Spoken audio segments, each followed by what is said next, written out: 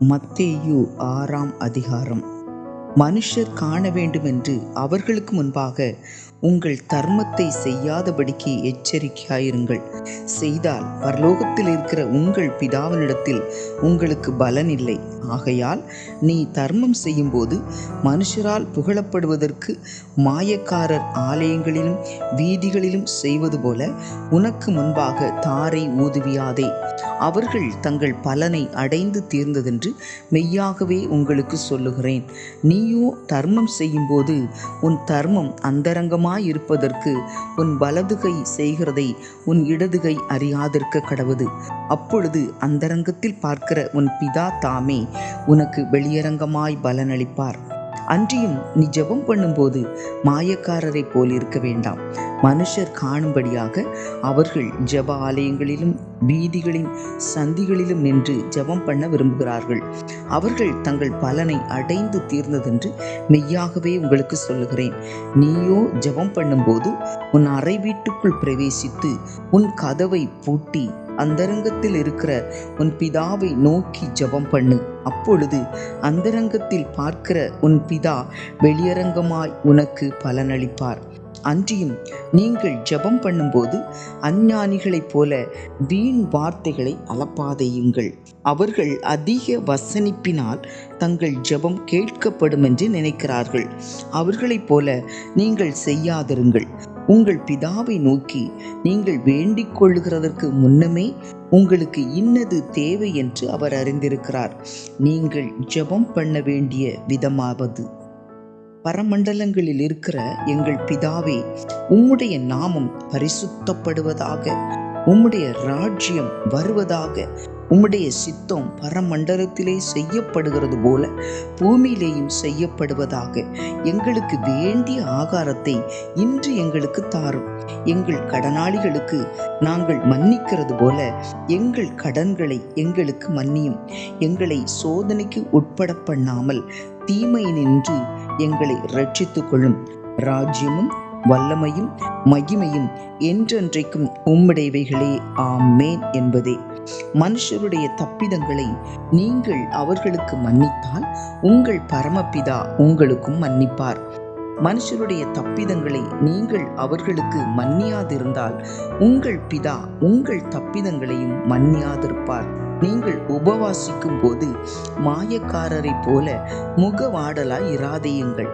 அவர்கள் உபவாசிக்கிறதை மனுஷர் காணும் பொருட்டாக தங்கள் முகங்களை வாட பண்ணுகிறார்கள். அவர்கள் தங்கள் பலனை அடைந்து தீர்ந்ததென்று மெய்யாகவே உங்களுக்கு சொல்லுகிறேன்.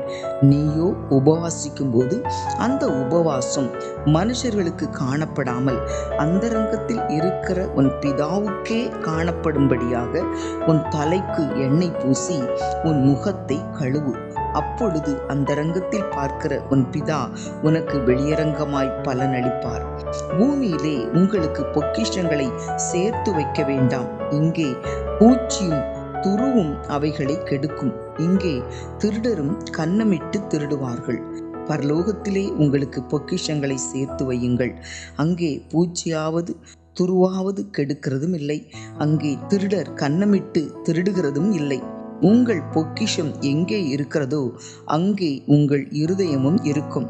கண்ணானது சரீரத்தின் விளக்காயிருக்கிறது. உன் கண் தெளிவாயிருந்தால் உன் சரீரம் முழுவதும் வெளிச்சமாயிருக்கும். உன் கண் கெட்டதாயிருந்தால் உன் சரீரம் முழுவதும் இருளாயிருக்கும். இப்படி உன்னிலுள்ள வெளிச்சம் இருளாயிருந்தால் அவ்விருள் எவ்வளவு அதிகமாயிருக்கும். 2 எஜமான்களுக்கு ஊழியம் செய்ய ஒருவனாலும் கூடாது. ஒருவனை பகைத்து மற்றவனை சிநேகிப்பான், அல்லது ஒருவனை பற்றி கொண்டு மற்றவனை அசட்டை பண்ணுவான். தேவனுக்கும் உலகப் பொருளுக்கும் ஊழியம் செய்ய உங்களால் கூடாது. ஆகையால் எண்ணத்தை உண்போம் எண்ணத்தை குடிப்போம் என்று உங்கள் ஜீவனுக்காகவும் எண்ணத்தை உடுப்போம் என்று உங்கள் சரீரத்துக்காகவும் கவலைப்படாதிருங்கள் என்று உங்களுக்கு சொல்லுகிறேன். ஆகாரத்தை பார்க்கிலும் ஜீவனும் உடையை பார்க்கிலும் சரீரமும் விசேஷித்தவைகள் அல்லவா? ஆகாயத்து பட்சிகளை கவனித்து பாருங்கள். அவைகள் விதைக்கிறதும் இல்லை, அறுக்கிறதும் இல்லை, களஞ்சியங்களில் சேர்த்து வைக்கிறதும் இல்லை. அவைகளையும் உங்கள் பரமபிதா பிழைப்பூட்டுகிறார். அவைகளை பார்க்கிலும் நீங்கள் விசேஷித்தவர்கள் அல்லவா? கவலைப்படுகிறதுனாலே உங்களில் எவன் தன் சரீர அளவோடு ஒரு முழத்தை கூட்டுவான்? உடைக்காகவும் நீங்கள் கவலைப்படுகிறது என்ன? காட்டு புஷ்பங்கள் எப்படி வளருகிறதென்று கவனித்து பாருங்கள். அவைகள் உழைக்கிறதும் இல்லை, நூற்கிறதும் இல்லை. என்றாலும் சாலமோன் முதலாய் தன் சர்வ மகிமையிலும் அவைகளில் ஒன்றை போலாகிலும் உடுத்தியிருந்தது இல்லை என்று உங்களுக்கு சொல்லுகிறேன். அற்ப விசுவாசிகளை, இன்றைக்கு இருந்து நாளைக்கு அடுப்பிலே போடப்படும் காட்டு புல்லுக்கு தேவன் இவ்விதமாக உடுத்துவித்தால் உங்களுக்கு உடுத்துவிப்பது அதிக நிச்சயமல்லவா? ஆகையால் எண்ணத்தை உண்போம், எண்ணத்தை குடிப்போம், எண்ணத்தை உடுப்போம் என்று கவலைப்படாதிருங்கள். இவைகளெல்லாம் அஞ்ஞானிகள் நாடி தேடுகிறார்கள். இவைகளெல்லாம் உங்களுக்கு வேண்டியவைகள் என்று உங்கள் பரமபிதா அறிந்திருக்கிறார். முதலாவது தேவனுடைய ராஜ்யத்தையும் அவருடைய நீதியையும் தேடுங்கள், அப்பொழுது இவைகளெல்லாம் உங்களுக்கு கூட கொடுக்கப்படும். ஆகையால் நாளைக்காக கவலைப்படாதிருங்கள். நாளைய தினம் தன்னுடையவைகளுக்காக கவலைப்படும். அந்தந்த நாளுக்கு அதினதின் பாடு போதும். மத்தேயு 7ஆம் அதிகாரம். நீங்கள் குற்றவாளிகள் என்று தீர்க்கப்படாதபடிக்கு மற்றவர்களை குற்றவாளிகள் என்று தீர்க்காதிருங்கள். ஏனெனில் நீங்கள் மற்றவர்களை தீர்க்கிற தீர்ப்பின்படியே நீங்களும் தீர்க்கப்படுவீர்கள். நீங்கள் மற்றவர்களுக்கு அளக்கிற அளவின்படியே உங்களுக்கும் அளக்கப்படும். நீ உன் கண்ணில் இருக்கிற உத்திரத்தை உணராமல் உன் சகோதரன் கண்ணில் இருக்கிற துரும்பை பார்க்கிறதென்ன? இதோ உன் கண்ணில் உத்திரம் இருக்கையில் உன் சகோதரனை நோக்கி, நான் உன் கண்ணில் இருக்கும் துரும்பை எடுத்து போடட்டும் என்று நீ சொல்வதெப்படி? மாயக்காரனே, முன்பு உன் கண்ணில் இருக்கிற உத்திரத்தை எடுத்து போடு, பின்பு உன் சகோதரன் கண்ணில் இருக்கிற துரும்பை எடுத்து போட வகை பார்ப்பாய். பரிசுத்தமானதை நாய்களுக்கு கொடாதேயுங்கள், உங்கள் முத்துக்களை பன்றிகள் முன் போடாதேயுங்கள். போட்டால் தங்கள் கால்களால் அவைகளை மிதித்து திரும்பிக் கொண்டு உங்களை பீறி போடும். கேளுங்கள், அப்பொழுது உங்களுக்கு கொடுக்கப்படும். தேடுங்கள், அப்பொழுது கண்டடைவீர்கள்.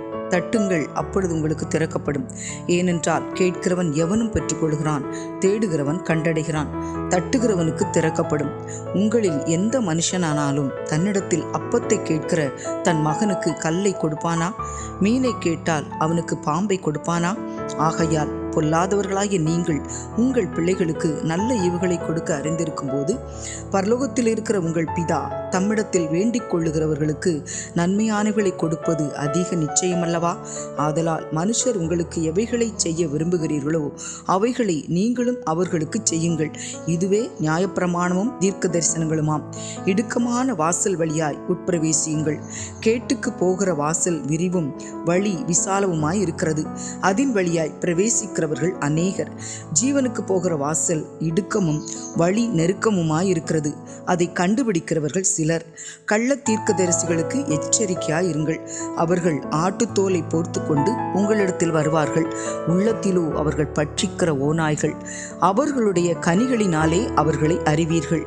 முட்செடிகளில் திராட்சை பழங்களையும் முட்பூண்டுகளில் அத்திப்பழங்களையும் பறிக்கிறார்களா?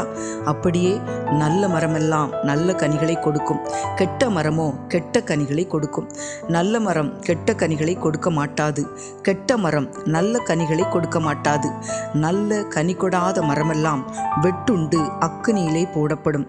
ஆதலால் அவர்களுடைய கனிகளினாலே அவர்களை அறிவீர்கள்.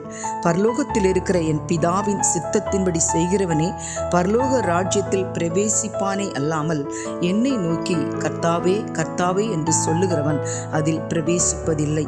அந்நாளில் அநேகர் என்னை நோக்கி கர்த்தாவே கர்த்தாவே, உமது நாமத்தினாலே தீர்க்க தரிசனம் உரைத்தோம் அல்லவா? உமது நாமத்தினாலே பிசாசுகளை துரத்தினோம் அல்லவா?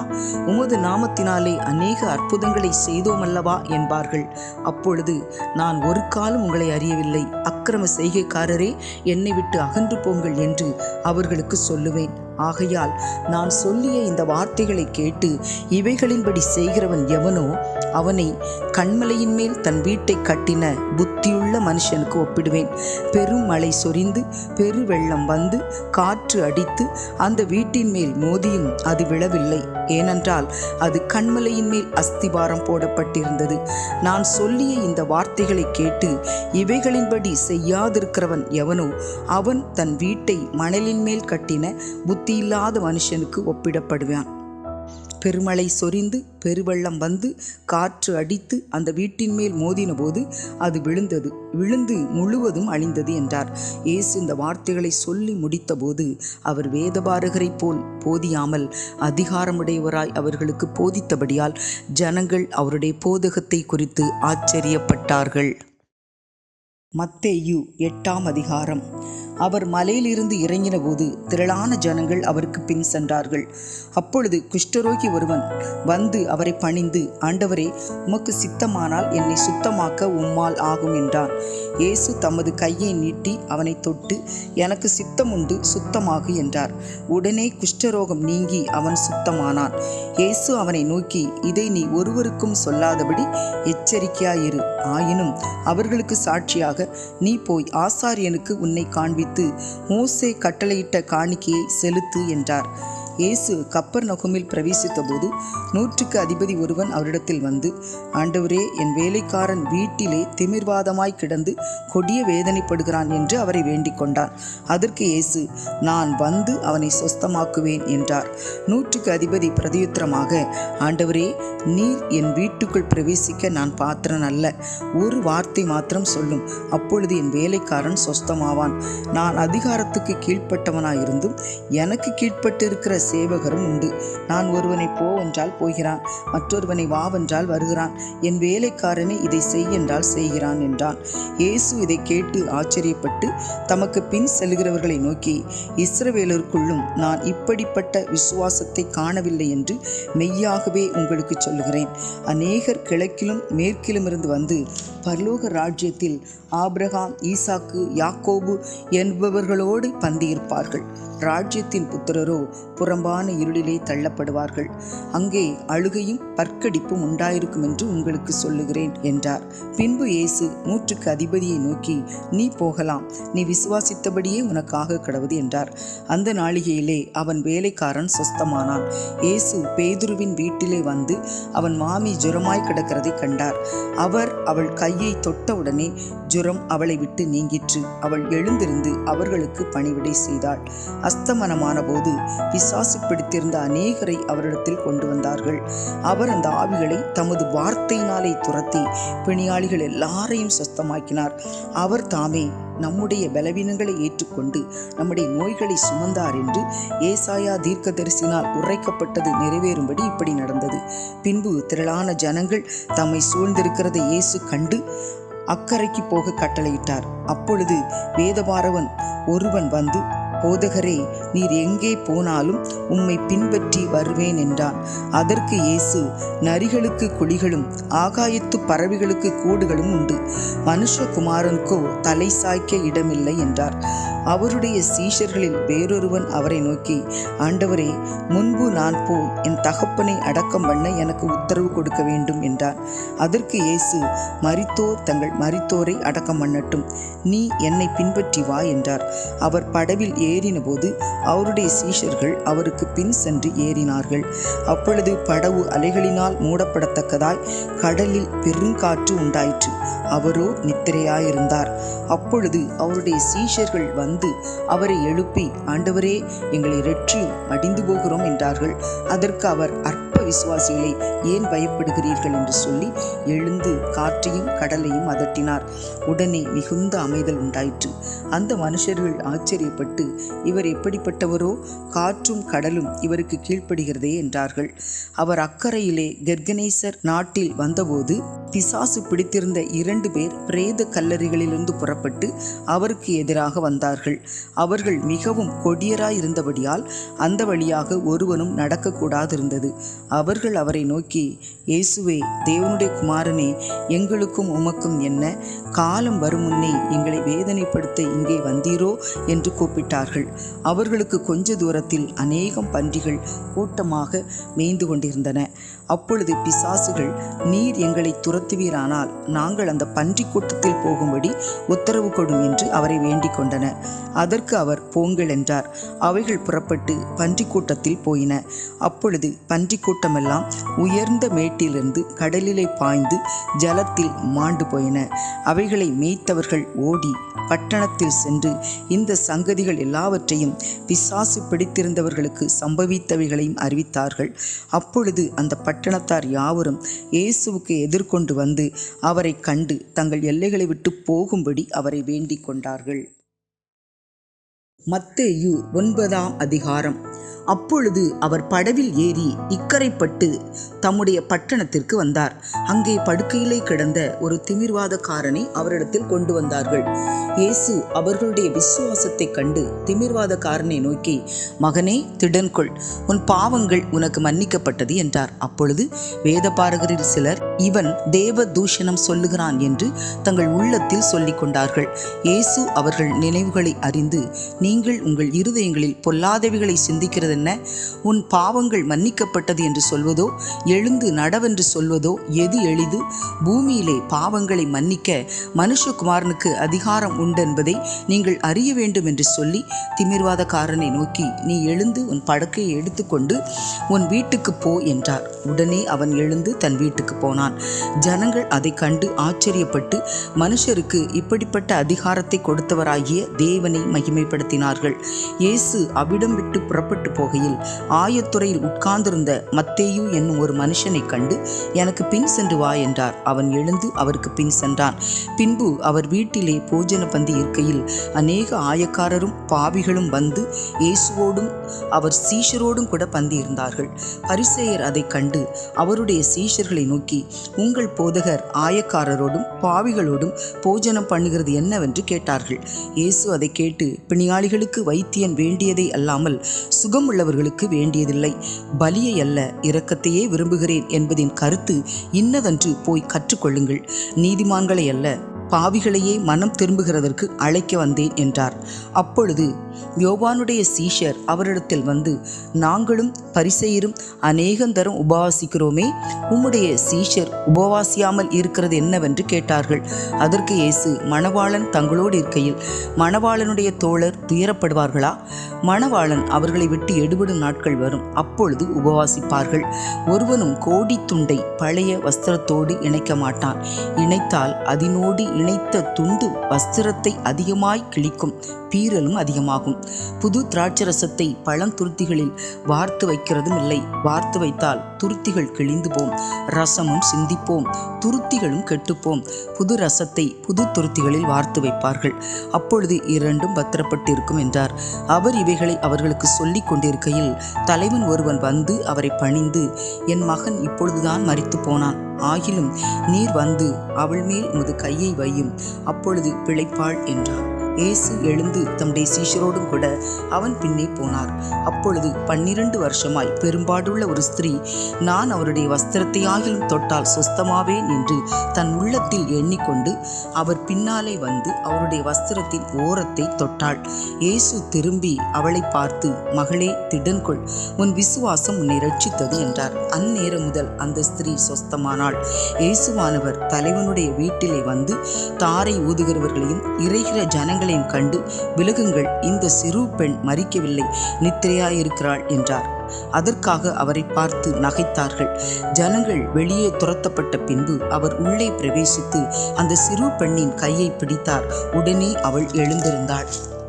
இந்த சங்கதி அத்தேசமெங்கும் பிரசித்தமாயிற்று. இயேசு அவ்விடம் விட்டு போகையில் 2 குருடர் அவர் பின்னே சென்று, தாவீதின் குமாரனே, எங்களுக்கு இறங்கும் என்று கூப்பிட்டார்கள். அவர் வீட்டிற்கு வந்த பின்பு அந்த குருடர் அவரிடத்தில் வந்தார்கள். இயேசு அவர்களை நோக்கி, இதை செய்ய எனக்கு வல்லமை உண்டென்று விசுவாசிக்கிறீர்களா என்று கேட்டார். அதற்கு அவர்கள், ஆம், விசுவாசிக்கிறோம் ஆண்டவரே என்றார்கள். அப்பொழுது அவர்களுடைய கண்களை அவர் தொட்டு, உங்கள் விசுவாசத்தின்படி உங்களுக்கு ஆகக் கடவுது என்றார். உடனே அவர்களுடைய கண்கள் திறக்கப்பட்டது. இதை ஒருவரும் அறியாதபடிக்கு எச்சரிக்கையாயிருங்கள் என்று இயேசு அவர்களுக்கு கண்டிப்பாய் கட்டளையிட்டார். அவர்களோ புறப்பட்டு அத்தேசமெங்கும் அவருடைய கீர்த்தியை பிரசித்தம் பண்ணினார்கள். அவர்கள் புறப்பட்டு போகையில் பிசாசு பிடித்த ஊமையான ஒரு மனுஷனை அவரிடத்தில் கொண்டு வந்தார்கள். பிசாசு துரத்தப்பட்ட பின்பு ஊமையன் பேசினான்.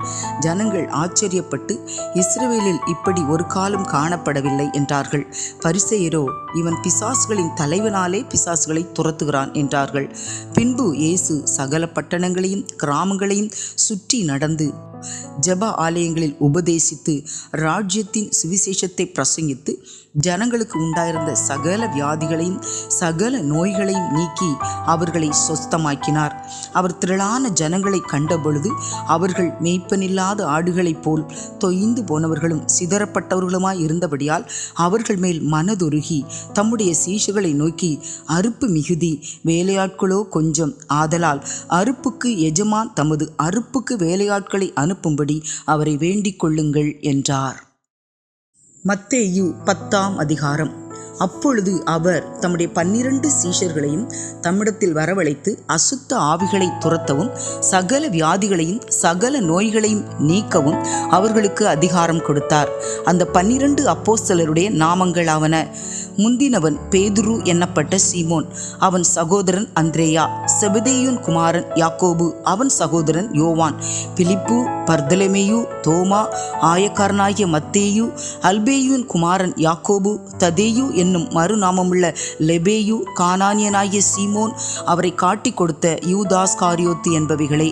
இந்த 12 வரையும் இயேசு அனுப்புகையில் அவர்களுக்கு கட்டளையிட்டு சொன்னது என்னவென்றால், நீங்கள் புறஜாதியார் நாடுகளுக்கு போகாமலும் சமாரியர் பட்டணங்களில் பிரவேசியாமலும் காணாமற் போன ஆடுகளாகிய இஸ்ரவேல் வீட்டாரிடத்தில் போங்கள். போகையில் பரலோக ராஜ்யம் சமீபித்திருக்கிறது என்று பிரசங்கியுங்கள். வியாதி உள்ளவர்களை சொஸ்தமாக்குங்கள், குஷ்டரோகிகளை சுத்தம் பண்ணுங்கள், மரித்தோரை எழுப்புங்கள், பிசாசுகளை துரத்துங்கள். இலவசமாய் பெற்றீர்கள், இலவசமாய் கொடுங்கள். உங்கள் கச்சைகளில் பொன்னையாவது வெள்ளியையாவது செம்பையாவது வழிக்காக பையையாவது 2 அங்கிகளையாவது பாதரட்சைகளையாவது தடியையாவது தேடி வைக்க வேண்டாம். வேலைக்காரன் தன் ஆகாரத்துக்கு பாத்திரனாயிருக்கிறான். எந்த பட்டணத்திலாவது கிராமத்திலாவது நீங்கள் பிரவேசிக்கும் போது அதிலே பாத்திரமானவன் யாரென்று விசாரித்து நீங்கள் புறப்படும் அளவும் அவனிடத்தில் தங்குங்கள். ஒரு வீட்டுக்குள் பிரவேசிக்கும் போது அதை வாழ்த்துங்கள். அந்த வீடு பாத்திரமாயிருந்தால் நீங்கள் கூறின சமாதானம் அவர்கள் மேல் வரக்கடவது. அபாத்திரமாயிருந்தால் நீங்கள் கூறின சமாதானம் உங்களிடத்திற்கு திரும்ப கடவது. எவனாகிலும் உங்களை ஏற்றுக்கொள்ளாமலும் உங்கள் வார்த்தைகளை கேளாமலும் போனால் அந்த வீட்டையாவது பட்டணத்தையாவது விட்டு புறப்படும் போது உங்கள் கால்களில் படிந்த தூசியை உதறி போடுங்கள். நியாயத்தீர்ப்பு நாளிலே அந்த பட்டணத்திற்கு நேரிடுவதை பார்க்கிலும் சோதோம் கொமரா நாட்டிற்கு நேரிடுவது லகுவாயிருக்கும் என்று மெய்யாகவே உங்களுக்கு சொல்லுகிறேன்.